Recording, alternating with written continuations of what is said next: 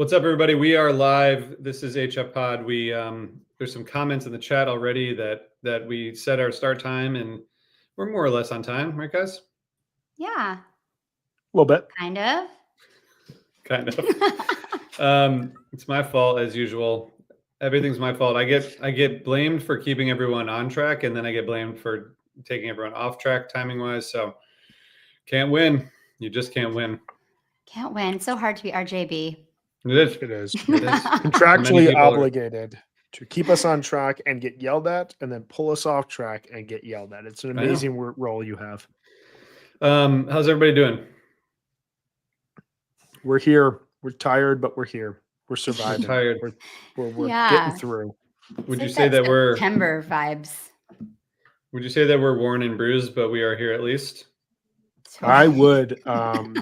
I'm going to the mountains in the mist this weekend, and I will be feeling the vibes of that song throughout the next 72 hours. So I'm excited for that. That's awesome, man. Nice. I was when I listened to that on whatever night that was, I was thinking about the walk from our cars to Coventry, like an 8-mile walk along the highway. And I remember just like thinking about that song the whole time we were walking. We finally made it, you know? Our car left, and we had to go catch a bus 11 miles away from Coventry that took us to Springfield, Massachusetts, and then to Albany, New York. And that's awesome. That is fantastic. I forget the bar we went to, but my buddy Rob and I went to a bar. We were underage. They served us twice a week apart. Very, very lovely people. Just near the airport in Albany. Thank you guys for 20 years ago taking care of two. I think we were 19 at that point in time, maybe 20. No, I was 20 at that point in time. I was close enough. Close enough. We're pretty close. Enough. It's all about rounding up. We were talking about rounding up today in math class, and it's sort of like same thing. You're 20. You're basically 21. If you were 20.5, you would be 21. I am remembering now it was 2004, so I was actually 19. So like never mind. The law had a little bit more of an argument, but like I'd already been in college. I was already doing it, just that's really fucked up. Yeah, if you were in Europe, you could drink. It's fine. I told my parents that for years. They were like, I don't care. You're not in Europe. I know, right? I just want to say that someone commented, I don't know if it's in a voicemail. We will get to the voicemails. We're going to do a mailbag episode. Someone commented about why I can't eat food before the show and why do I have to eat while we're recording. And I just got home. I got home 1 minute before I came up here, and we're recording. And sometimes I just don't have time to get a snack. So that's just how it goes. So that's the answer. Maybe the problem is the peanut butter and jelly. I think the cashews seem to be like not an issue, but the peanut butter and jelly. You go on today. It's an odd choice for podcasting because peanut butter is just so sticky and gooey. And now you're not going to be able to talk for like 2 minutes. Brian's going to have to answer my comment because Megan, I've been doing this for a long time. 12 years.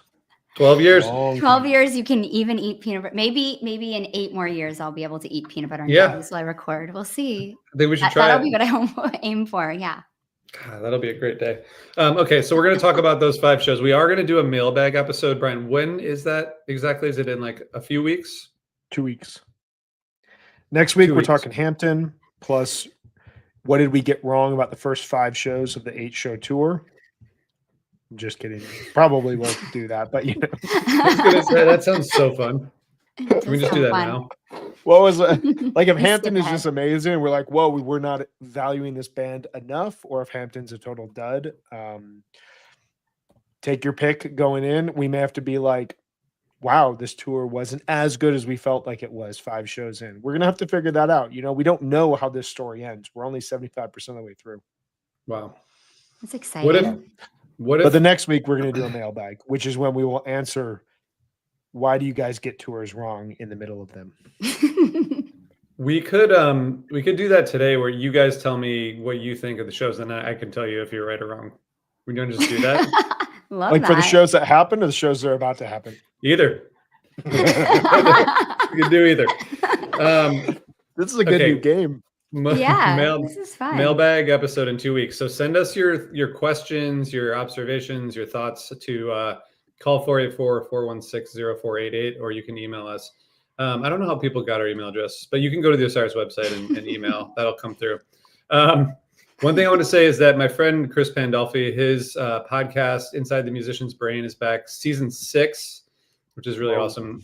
Nice. Yeah, he's partnering with volume.com, which we've done a bunch of stuff with, and they are going to put all of his back catalog up on volume.com, like all the video interviews, including his really long interview with Mike Gordon. So you guys might be interested in that. So check out Inside the Musician's Brain with Chris Pandolfi. He gets great guests. He talked to G Love this week. He just really gets, because he's a musician, he really gets in deep with these guys, and it's a lot of fun. Yeah, he's amazing at talking about kind of what you feel like as a musician on stage playing music, especially improvisational music. I feel like he is. Sometimes you ask people questions like in this space, and they're like, I don't know, man, I was just kind of lost. And like he actually gets into the nitty gritty about like what he felt, and it's so awesome to listen to him. And his band is killer too. Yeah, the String Dusters, they're awesome. If you haven't heard of them, you should check them out. Okay, so send us voicemails and messages, and we'll get to them in 2 weeks. Today we have 5 shows to talk about, and we're going to do it in an efficient manner as always. Brian, playoffs man, is ready. We got playoffs on the. We're back, on the baby. mind. We're back. So back. It looks like at this point, if the season ended today, then we wouldn't probably meet the Phillies wouldn't meet the Cubs until the NLCS. So it really seems to all depend on if you guys can leapfrog the Brewers for best record in the National League, which I don't know if you can. I'm hoping you can. You had a tough series against LA. That's crazy to play LA this late in the season. It is 3 games. We took 2 of 3 in LA. I mean, I'm like, what else are you going to do? They were kind of crazy games. That's good. Yeah, they were crazy. Totally crazy game. Yeah. Totally crazy games, all 3 of them. We're going to be talking about playoff baseball a lot because we're not even there yet, and we're already talking about it. Okay. Can't wait. Tell everyone, or everyone tell us if you have baseball thoughts, you can include those in the mailbag, the calls and stuff.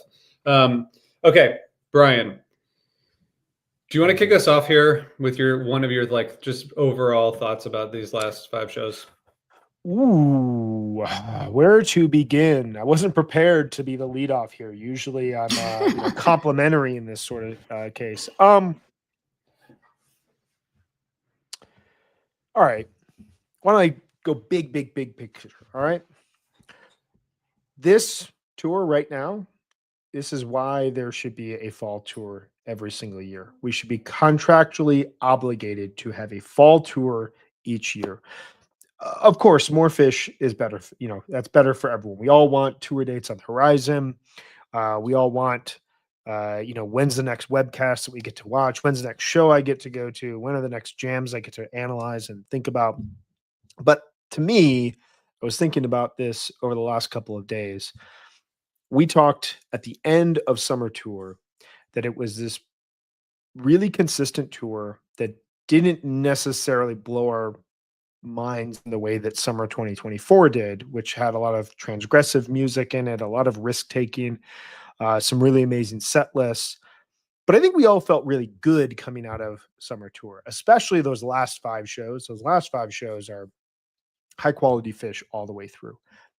One of us compared them to 729 to 83 2003, which is like as high of a compliment as you can offer in this space about the band Fish. But I think if we had ended the tour with an excellent show at SPAC, even if we had Dick's or not, and we had this break until MSG, it would kind of be this unanswered, what exactly is Fish 2025 at this point in time. And I think that this tour showcases that when a fall tour happens within weeks or months of the band concluding their summer tour, you get almost that answer to what was happening during the tour. You get these ideas that were kind of pushed across and tested out, and some of them worked and some of them may not, refined in a really interesting way. Obviously, the best example of this historically is you get this really unique summer Europe tour, summer 97 tour throughout the summer of 1997, totally brand new sound, kind of blowing people's minds. Fantastic festival to close things out that feels really historic. And the band comes back a couple months later and they're playing in a very similar style of music, but it's got a little bit of a softer edge. It's a little bit more introspective at times. They're willing to like dive into the groove based jamming. It's not like this kind of scary little, idea that they have that's popping its head into random songs. It's now taking over entire sets and entire shows. And so that year, for so many reasons, is great to look back on. But, I think it showcases the complement of a fall tour to a summer tour. I think we're getting that right now. We're going to get into a lot of details, but like, I think right now we're getting this marrying of the melodic playing that Trey was really pushing forward, these very straightforward, simplest way to describe it is kind of Allman Brothers-esque peak jams during summer tour that kind of turned in on their head with the SPAC Shocked as Torture, with the SPAC Down with Disease, and now has kind of rippled through the entire band. We've got like a four-headed monster at play right now. Fishman is playing in a much more elegant, staccatoed, really deep listening manner than he was throughout parts of summer tour. And it's really unlocked something. So long answer to a short question. Why should there be a fall tour every single year? I'll yield to you guys and see where you go with this. I mean, I can't argue with that. Who's going to argue with that? Fall tour is the best. I mean, fall tour is the best. Can I just pull up our top tours? Yeah. I mean, our top two were obviously fall, right? I mean, yep. Do we have more in the top 5 in terms of fall? Yeah. Pulling up right now. We got fall 94 at 3. Yeah. So the top 3. Right. Mm-hmm. Top 3. Yeah. Top 3 are all fall. Yeah. Good. And then before that, summer 98, and then it's a bunch of summer tours, 4 through 7, and then we go into fall 21 at number 8. So that's 4. 4 of the top 10, at least. 4 of the top 10, which is not a majority, but is close enough. It is, but the top 3, and those are all kind of interchangeable. I think Yes. the top 3 Yeah. tour fall's the best. Fall's the best. I guess that's the best. Yeah, I agree. And I think it's interesting about this summer. I think historically we're going to think it was closer to 24 than maybe we feel right now. I thought it was really, really amazing. And I think we all agreed it would make the top 25 tours this summer would have. And we kind of debated where, but thinking about their commitment to like deep jamming this summer, and I think that was really well said, Brian, about how it kind of shifted throughout the summer and made such a big change at the end. And my hope kind of going into this tour was that they were going to continue exploring these new sounds and pushing the boundaries of their jamming. And I was really hoping for less bust outs and more exploratory jamming. And I really think that we're getting that. I was looking a lot at, I'm obsessed with this show gap thing now and looking at these numbers a lot. And I was looking at what I think are the 3 best sets of the run so far. And they have a consistently low average show gap for the songs. So I was looking at Alpharetta, night 2, set 2. So last night's show, absolute banger, that second set. First set, just whatever. But second set, absolutely just perfect fish. The average show gap in that set is 4.6. So they're playing songs that they've been playing like really commonly.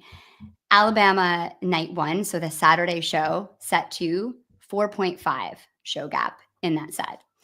And then if you look at Alabama night 1, set 1, which I think was just an unbelievable first set, that Saturday night set 1 was perfect, which is why that show is amazing too. That is a show gap of 6.1. So the best sets that they're playing have really low show gaps. And I think that is a trend we saw through the summer as well. And it's interesting that it's continuing now. I really think that when Trey kind of whittles down the set list and is playing a tighter rotation, he feels freer and the band feels looser and they play deeper jams. And it's exciting to see. And it's interesting. And I think that it's funny because I think there are a lot of people that do chase bust outs and that want to hear songs that aren't played that often. And I feel like I'm becoming the opposite because I think the music has just been so much more intriguing when they're playing with a tighter show gap.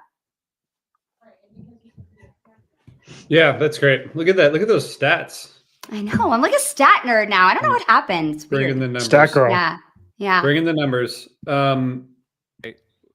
The only thing I want to add is just, or I guess what I would add to what you both said. I think, well, Ev Dude here says that summer 24 is better than 25 is a hot take. Not sure he buys it. I'm not sure I do either. I think It's tight. Really?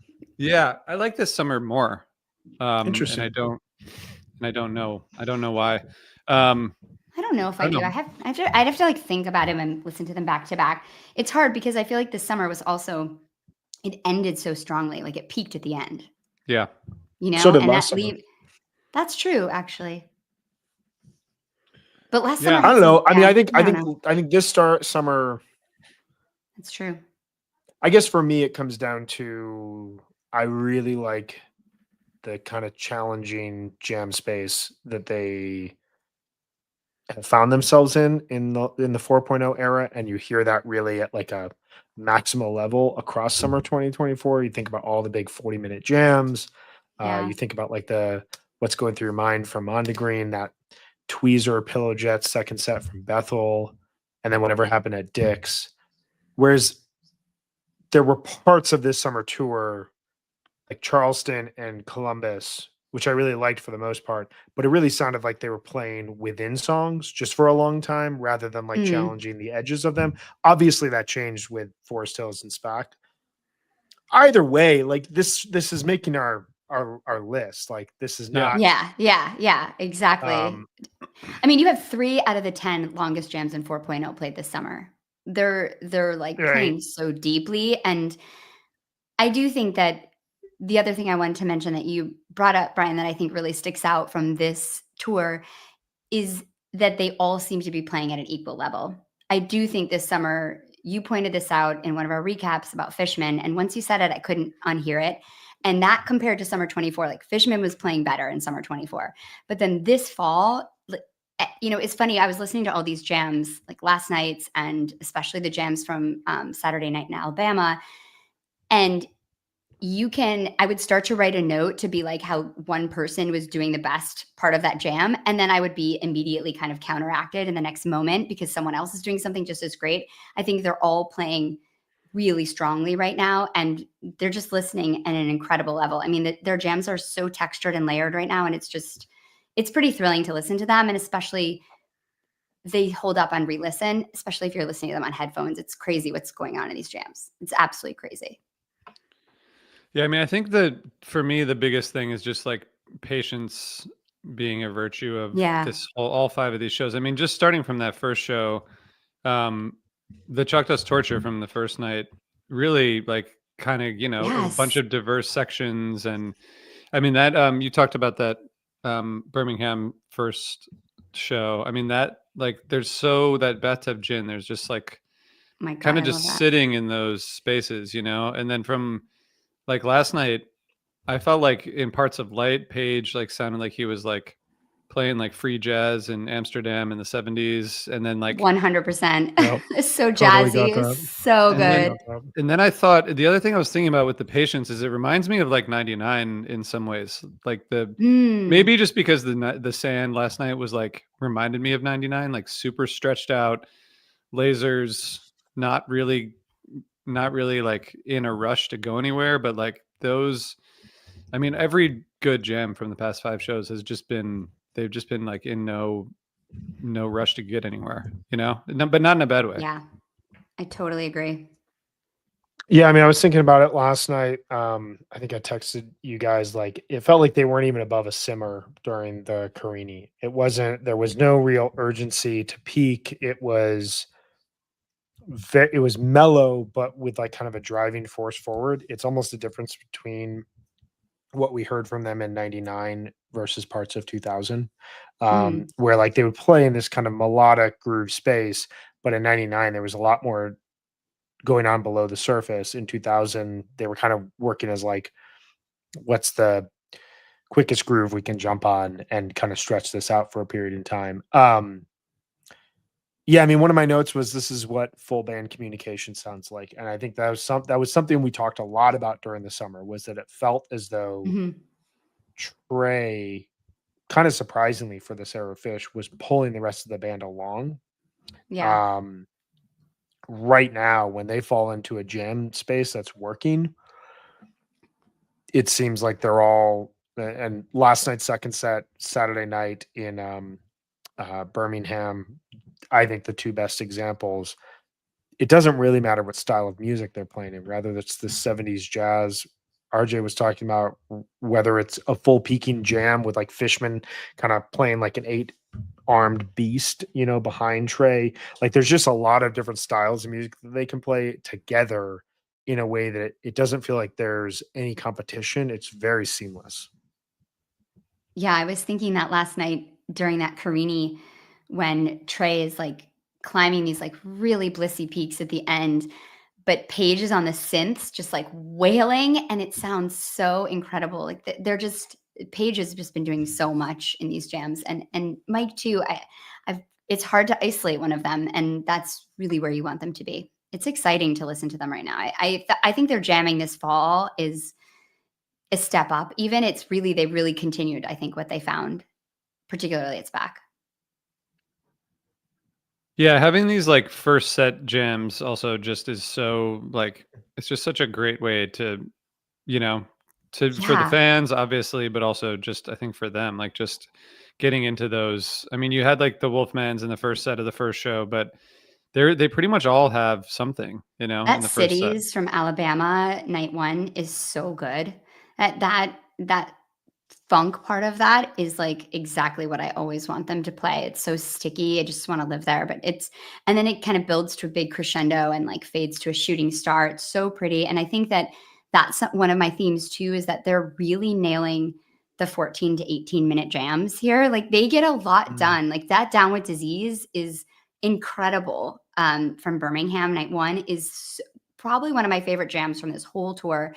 And it is like 14 minutes, but they're just accomplishing so much in these short jams. I think the Carini from Louisville is a really good example of that too. Really excellent jam and not that long. Can we talk about we texted about this a little bit, or at least I did. The kind of how two shows can have a similar looking second set on paper, but sound totally different. Like Yeah. the two nights of Birmingham, like they kind of both those second sets look like they were like they both look amazing, but I found like the second night so much less interesting than the first night. The jams just didn't go as deep the second night, I think. I think they just Yeah. didn't, they weren't as diverse, they weren't as deep, like, because I think so you've got like almost 18-minute Wave of Hope and an almost 18-minute What's Going Through Your Mind. Like you see that as the opener, you're like, that should be amazing. But it was really great set listing. And the jams were pretty tight, but they just didn't really go far off the path, especially compared to the night before. I think anytime you play a show as strong as Birmingham night one, you set yourself out. I actually thought they were going to need it too, because that show opened so great. Birmingham night two, it's like tons of energy to come out. And I just thought it was like such a strong opener with like Punch, how it has that like extended intro now. That's just so exciting. And then there's a really, really great mics. It's nothing like incredible, but it's good. And I thought I was like, this could actually go pretty deep. But yeah, there's something about either of those jams that they're really good, the Wave of Hope and the What's Going Through Your Mind, but they kind of pale in comparison to the jams the night before, I think. Yeah, I mean, it's interesting to look at them because you're absolutely right, RJ, from a set list standpoint. They both look great. I think it's notable that both nights are completely centered around relatively new songs. This is just a phenomenon that will never get old to me. Night one, Sigma, obviously you have a disease, but then Life Saving Gun and Pillow Jets within that segment. And then night two, Wave of Hope, What's Going Through Your Mind. Mercury, I still think of that as a new song. Golden Age, relatively, like you just have like these sets that are built around now, which is I think part of the reason why we are hearing so many new ideas, so much development on such a quick basis with this band, is because they continue to write songs that they then want to insert into really important slots in the set list, and they work, they click. Yeah, I think it's interesting, not to make this a grievance based podcast, but like the second night of Birmingham, that second set almost reminds me of the July 4th second set from Boulder, which on paper was awesome. Mm, Musically was really good. Stuff flowed really nicely together, but none of it ever went like super deep. And I yeah. think that that is the differential. Like it's a different bar at this point in time between when you think about when they just came back in 09, people just wanted to hear them play a set list like that flowed really well, didn't have any duds, didn't have any like, okay, Trey needs 10 minutes to sing a couple ballads. Like they really just wanted sets that flowed. Sets now flow almost without any sort of effort. It takes a lot for the band to like not connect in some way from a flow standpoint. But the next level is what you heard on night one, where there is a depth and a kind of reinterpretation about what these songs are. Like that Sigma Oasis, I'm sorry, we have to Oh, redo the entire Rushmore. That's a Rushmore it's Sigma Oasis so good. without question. It's like That is, orchestral. It's so pretty. yeah, that is probably the best life-saving gun that has been played thus Oh my far. God. Probably the only competition is Columbus. Shout out Buckeyes. On night two, Wave of Hope and What's Going Through Your Mind are by far from the strongest versions we've ever heard of either song. But that is like pretty telling of how great those songs are right now, that these two relatively new Fish songs Yeah. have almost taken over, the way that the band plays, that when we hear them, they're not played, they're expanded upon, but there's not like a dynamism to what's going on there the same way that we heard the night before. And so there is like a little space for criticism about what happened. But it's an interesting Yeah. point, RJ, because like you'd want them to play both of those sets. But definitely Yeah. if you're gonna like recommend to someone what they have to listen to, it's that first hour of Saturday night. And I also think like far be it for me to complain about a what's the use, good times, bad times. Like that is like perfect fourth quarter. But I do think I was thinking when I was listening to the Wave of Hope, and now that we have a jam chart member on our team, we can ask this question. But I was thinking it will probably make the jam chart because the song's fairly new.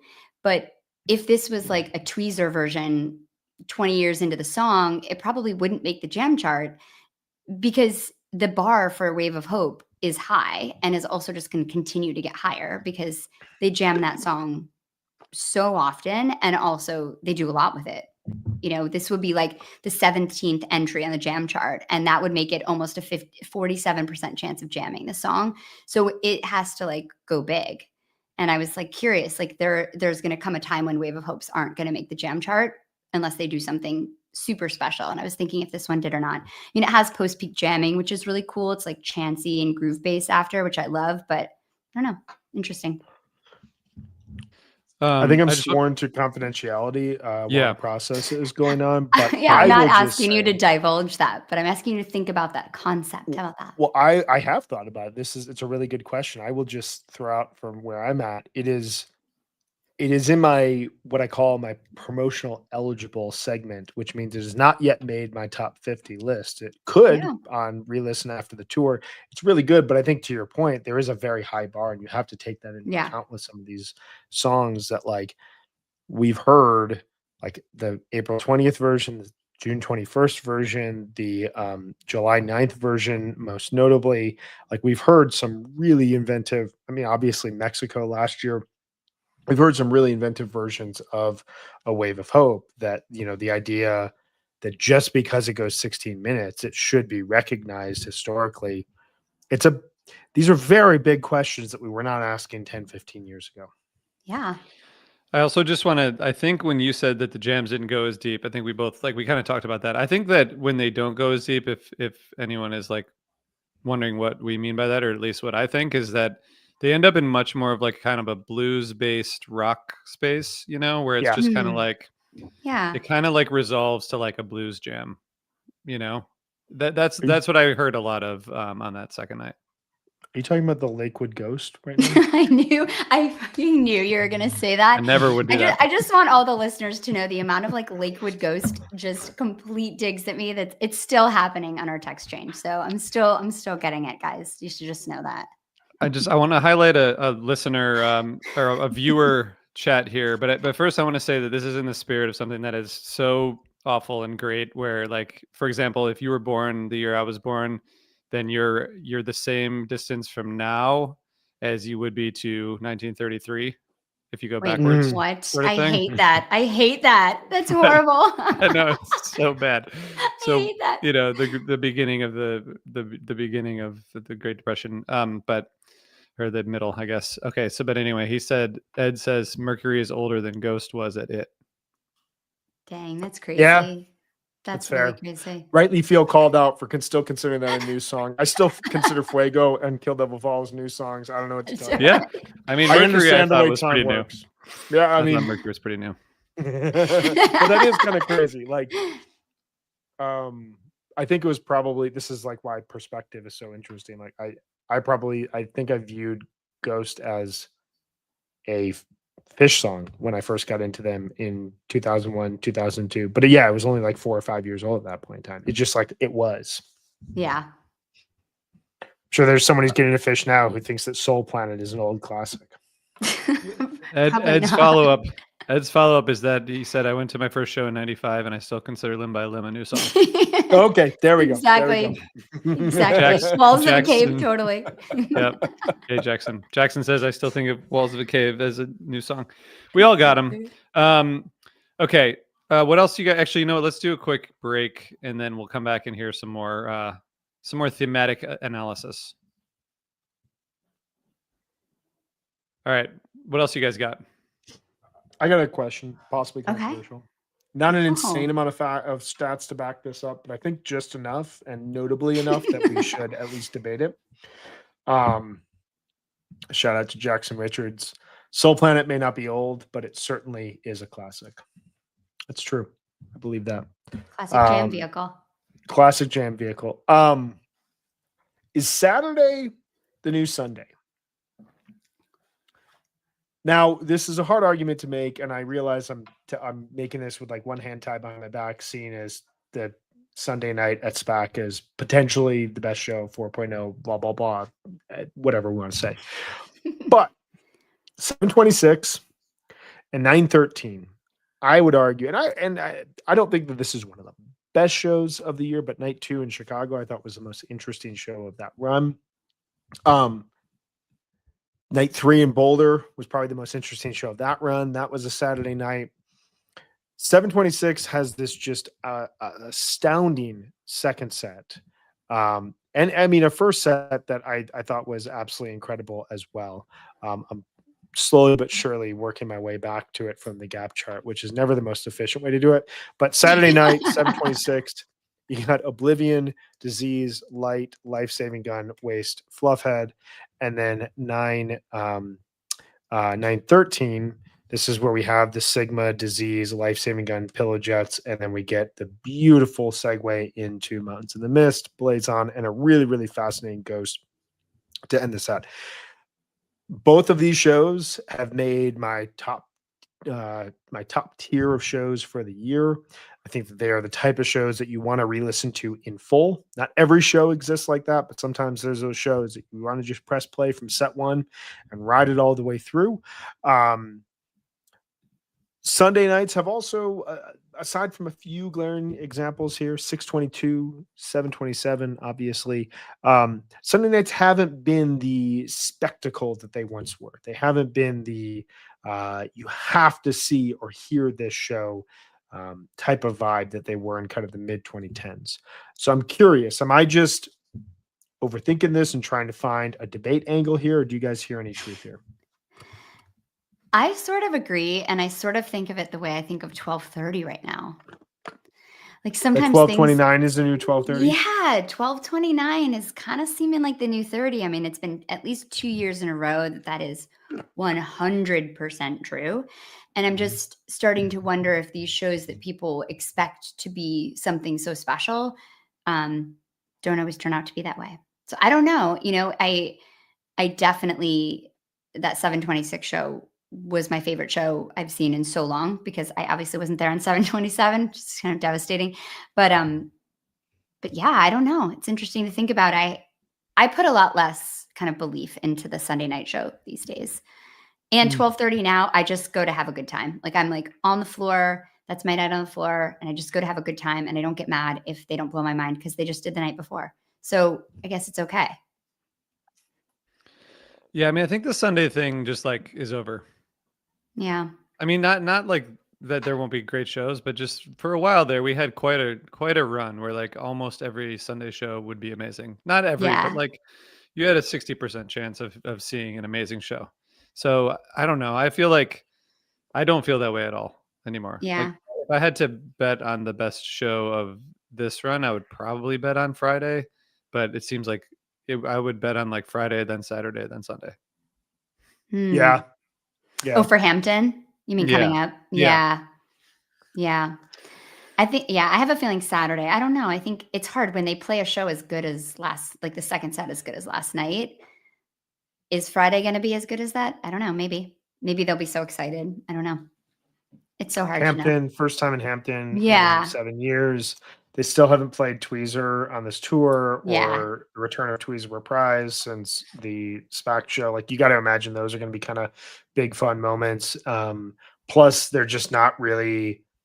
We would hear this on recent spring 8 show runs where you wouldn't hear a repeat until the second weekend. Whatever they played the first weekend, it wouldn't come during the week, and that was out. They just don't seem to be worried about repeats right now.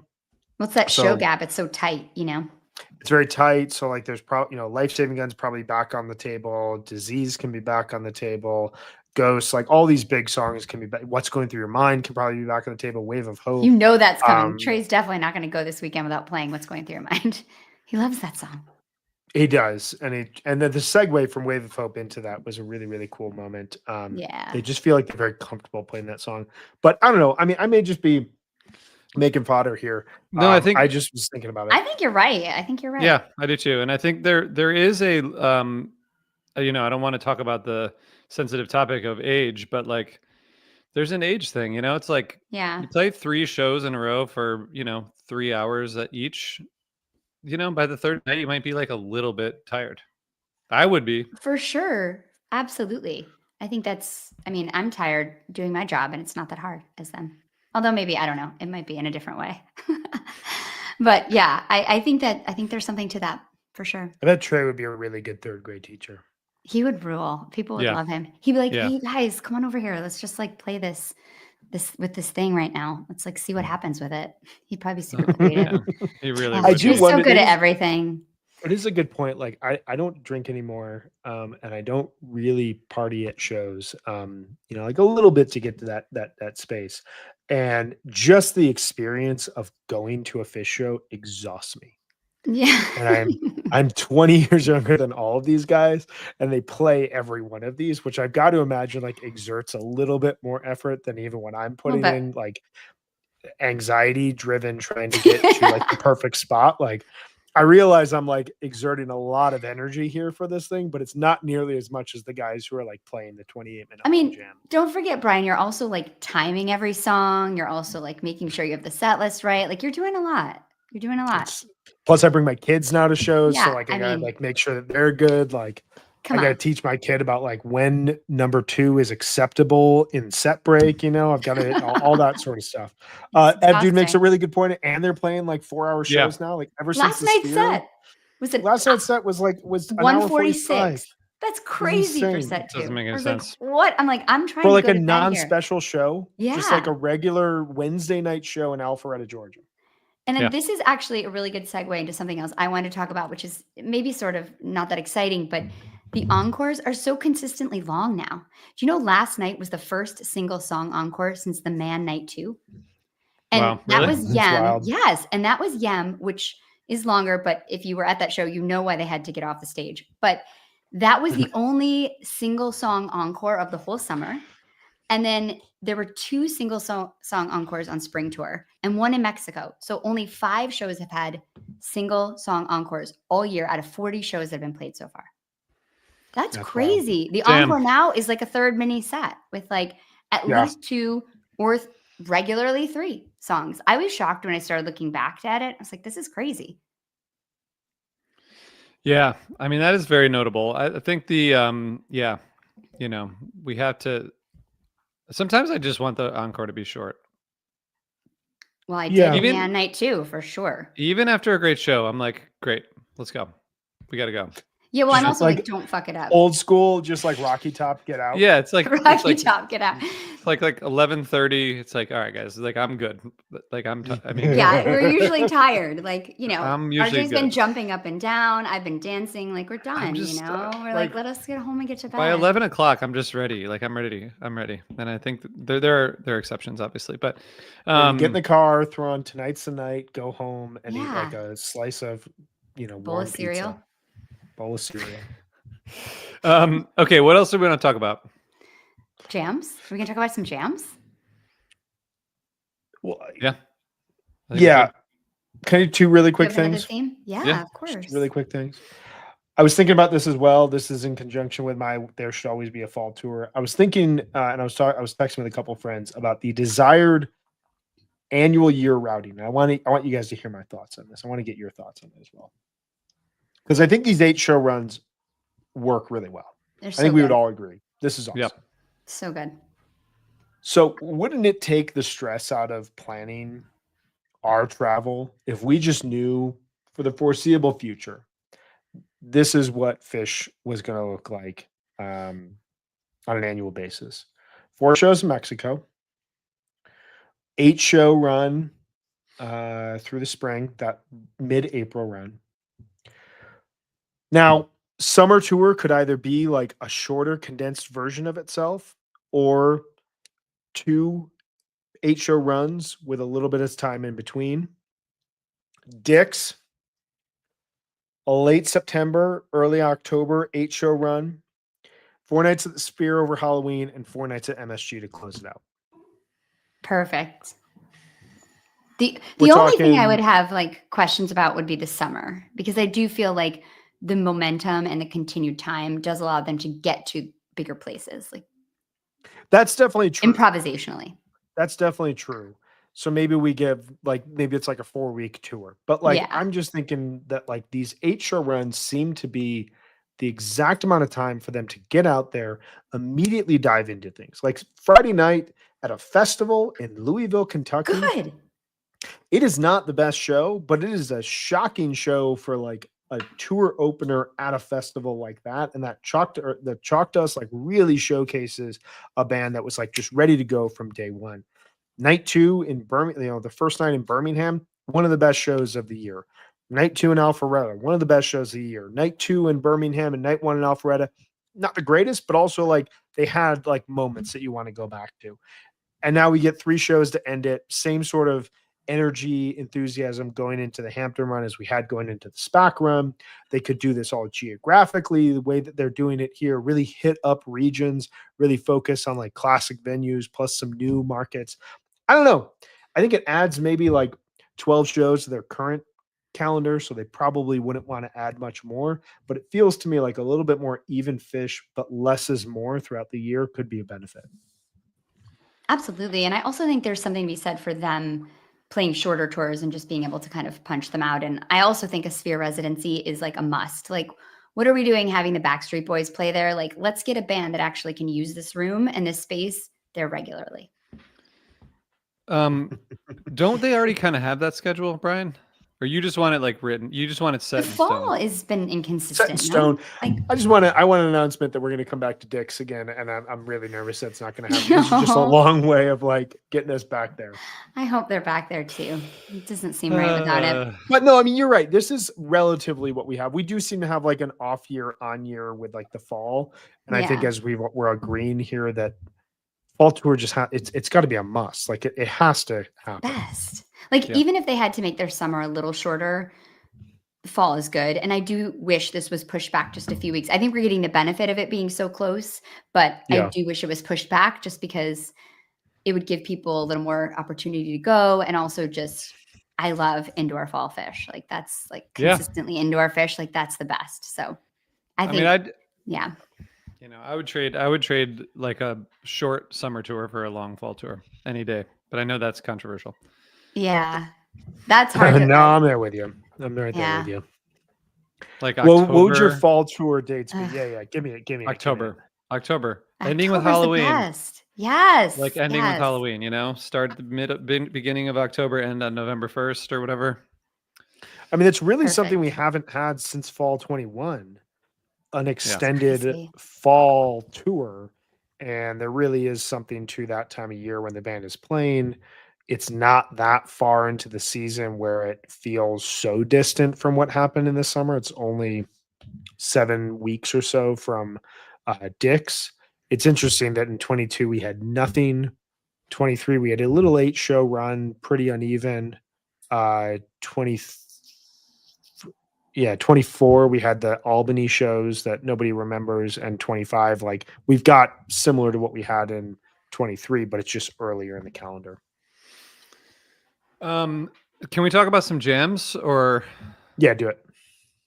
Well, I just want to say you guys have, I think probably, I've only been through everything once, which is sad but also cool because I have more listening to do. But I think the thing that sticks out the most to me is the Life-Saving Gun into Mountains in the Mist from Birmingham night one. Like just in terms of like unique places that I didn't think a particular song would go. Just going into that like crazy space split open and melt kind of style, and then into this like really beautiful end segment before transitioning into Pillow Jets and then into Mountains in the Mist, which because the Pillow Jets kind of gets into that same space and then into Mountains in the Mist, which as I texted you guys reminded me of like a Dark Star landing into Wharf Rat or something. Oh, That yes, please. that Life-Saving Gun, Pillow Jets, Mountains in the Mist is like, I mean, that's wild. That's very unique and different and just ridiculous. Yeah, that's how this whole set list is insane. I think just this whole set, the flow and thematically going from Sigma with this like really grand, beautiful, orchestral, sophisticated jam into this like disease that's really soft and patient and gauzy, and then gets really dark, which has, I think, one of the best narrative arcs of any jam, even though it's pretty short. And then you have this crazy Life-Saving Gun, which just, there's just this sense of mystery to that jam. It becomes that like toy textured noise jam, but it's so loose on melody, but it's just so fascinating and so cool. And Pillow Jets has that same darkness and that same kind of that the soundscape and like the sheets of sound feeling. And yeah, the segue into Mountains is incredible. And I can't believe, because the set just keeps going on perfectly too. You've got like a blaze on and then this insane ghost that gets so raging at the end. It's absolutely just perfect set. And the Life-Saving Gun is probably the most out there jam of any, the most risky jam of the whole tour, for sure. Yeah. That whole segment, Sigma, Disease, Life-Saving Gun, Pillow Jets, that's right there for me with the Austin Golden Age as the best music I've heard the band play all year. I think you're absolutely right about Life-Saving Gun.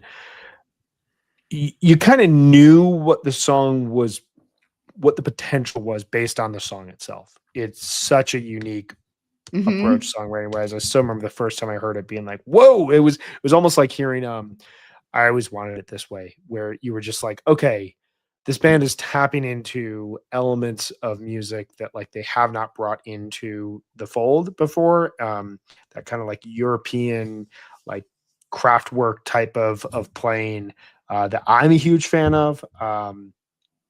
But a lot of Life-Saving Guns almost evolved similar to a lot of Golden Ages in the early part of its existence, where it just kind of sounded like a 12-minute Life-Saving Gun, a 14-minute Life-Saving Gun. And this one just leaves completely the theme of Life-Saving Gun behind and is in that melt territory. That's a great way to put it. It gets super weird.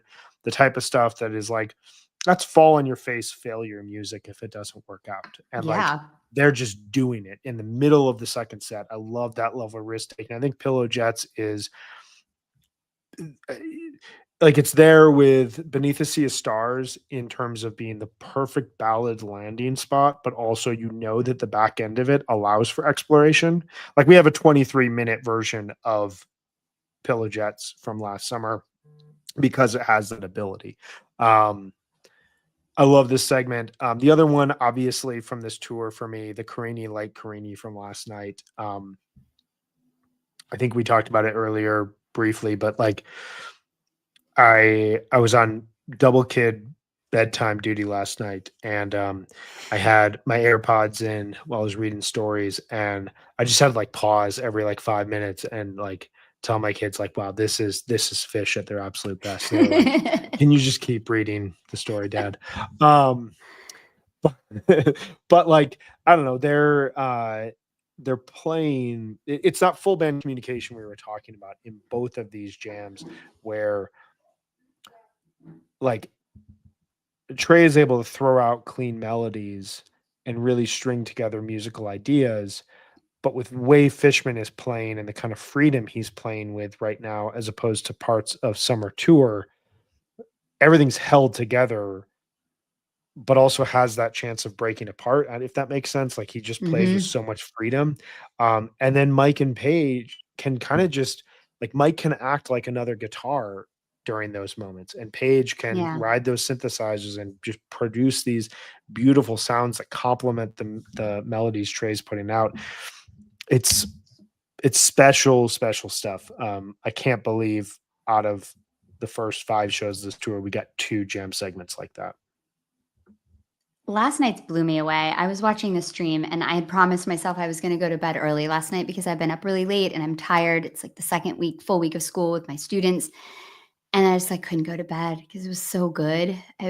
This Carini is like, I think you said it perfectly, both of you, but it's so delicate and melodic, the way that Trey's playing and the way that Fish is playing, so resonant and deep. It just bounces off each other in a way that is so sophisticated and incredible. And I love the light too. I think it has, you called it jazzy. That's exactly what I called it, RJ2. And it's, again, Fishman is just doing really intriguing stuff. And the way that they build this like distortion peak at the end, it's crazy. That peak is, I listened to it again today and I just couldn't believe it. And then they drop right back into Carini like on a dime. I mean, it is like perfect.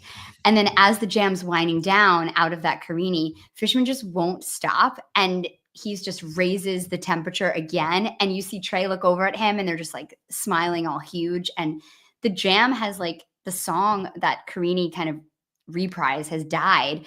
And Fishman just brings it all back, like just back from the dead. It's so cool. And the sand after it is absolutely crazy. There's, the textured funk section is so good, but then they end up in this like staccato sound that I've never really heard them play with before. Like there's this melancholy vibe to it. And Trey's playing these kind of descending chords in a way that sounds abbreviated almost. And it's really interesting. And I can't wait to listen to it again and again. And the best though, is that jam is ending and then they're going into Piper and Fishman plays like the Austin Powers sample. And apparently, I didn't see this on the stream, but apparently Mike cut him a look like, what the fuck, dude? It was so funny because it is like, they played this like really like epic sweeping 3 jams that are like, honestly, I'll go back to this so many times. And then Fishman just like makes it dumb. It's just is so awesome. It's Fish right there. Yeah, exactly. Like we can't take ourselves too seriously, but yeah, that blew my mind last night, and it's pretty thrilling stuff. Okay, so we got 5 shows. We've talked a little bit about all of them. What else? What else do you guys want to highlight? What else do I want to highlight? Or how about this, Brian? If you don't have something, a jam, which you can share, obviously, or a segment, anything music-wise, or maybe the last thing would be, what set are you going to go back to the most from these 5? That is a hard question after last night. For the longest time, about 72 hours, I was going to go back to Saturday. Set 2. Now, so long. The longest time. for so long. I think ultimately Saturday night too. If I had one set of music I could listen to for the remainder of time of Fish from this tour, it would be Saturday set 2, mainly because, well, musically, but if we're going to get into like the set listing, aspects of this, I think that having a set built around relatively new songs that continue to showcase new ideas is kind of, for me right now, from a preferential standpoint, where I want to be with Fish. This is no shade on Carini or Light. Carini, I will note, we would probably have to do another Rushmore for that, because I think that version is probably better than 72623. No offense, RJ. I know that you were on location and you selected that. Yeah. Notice I am not saying anything about the 112809 Ghost. All right. Has anyone done their homework? Has anyone done their homework? Have we gotten any calls about it? No. Not anymore. I'm still waiting. I think the other difference is like Saturday night. Meg, you said this, but Saturday night set 1 is really unique. It's one of those shows that I don't think anyone would select those songs in a row in a draft for like, this is how you first set. But it's part of the magic of what happens when they play the music, is sometimes the music exceeds the songwriting and then the song selection, and then the set works even more. Whereas I thought last night's first set, night 2 of Alpharetta, I was a little concerned about where things were at that point in time. The Wolfmans I loved, and then it kind of just felt like it went on autopilot. But the second set last night very much redeemed everything in my mind. Yeah, I think I'm the same as you. I think definitely this first set in Saturday in Birmingham, night 1, like the cities we've talked about, one of my favorite jams of this tour so far. The theme is amazing. It builds to like a huge crescendo. It's absolutely beautiful, like perfect playing in that theme. And I'm a sucker for a great theme. And the Gin is also one of my favorite jams of this tour. It's super creative from Fishman. Like, he's playing these really creative fills and roles that are just absolutely so interesting, and it's so textured, and Paige is doing the like maybe we're the visitors vibe. It's just very rich and ethereal, and Trey solos for like a massive build at the end of that Gin. And we're barely even talking about it because so much of the show was good. Even the Gym is good. Like, if you go from Bathtub Gin all the way down through Sigma, Down with Disease, Life Saving Gun, Pillow Jets, that's a crazy set of music. And you've already had 2 jams before, and then you have jams after that too. It's like this show is pretty perfect. I mean, I don't know how you do better. And then I think Shine a Light as an encore with Santos is like, absolutely, that is a perfect encore too. Like, probably one of my favorite Rolling Stone songs ever. And Santos, one of the best Fish songs ever written, right, Brian? So, good stuff. Good stuff. Yeah, but I mean, last night's set 2 really rocked me. Like, I definitely was into it. But the first set, I was watching it and I barely took any notes. I just didn't really have anything to say about it. No notes taken. The way that Saturday night set 2 ends with the Ghost, which is so peaky, it's that would push it over the edge for me. Which by the way, I forgot to mention earlier, they might be listening to the pod because we're getting like good fourth quarters. Yes. Really good fourth quarters. If we've done nothing else for the world, that is good. That is some good stuff. We'll take credit for that. So, any thoughts as we head into Hampton? No, I'm really excited to listen to these shows on, Saturday morning and Sunday morning and Monday morning, because they're going to be great. I'm excited. It's a big return to a big venue. A lot of songs on the table, really well played. The last really great 3-night run at Hampton was probably 2013, which ended with a tweezer that RJ and I are both truthers for, which may end up being the end of our friendship if we have to draft tweezers and one of us takes that. There's not a lot of us. There's a lot of people that are just like, oh, come on. It's the Tahoe tweezer. Why aren't you just on the side of history? And I'm on the side of history, but I'm also on the side of what is the truly exploratory jam. And if we can hear anything, strange for me to be requesting Fish to sound the way that they did 12 years ago when they're playing as well as they are. But if we can hear anything on par with the Hampton tweezer this weekend, I'm all in. I can't wait to take that in a draft. Sure you can. Well, we already did it. We already did a tweezer draft, so you guys are safe for now. We Maybe did. we'll do Part another two. one. Did we part pick? two. Someone pick that? I'm sure I did, or you. I mean, I'm sure I did. I don't know. I mean, it would be the. I don't even remember what drafts we've done now. We've done so many. I know No one that took it. no one took it. That's impossible. I guess you guys don't like it that much. But look at this. This is hilarious. Perfect speller. I heard Mike votes for Brian in the drafts, and the rest of the band always votes for Meg.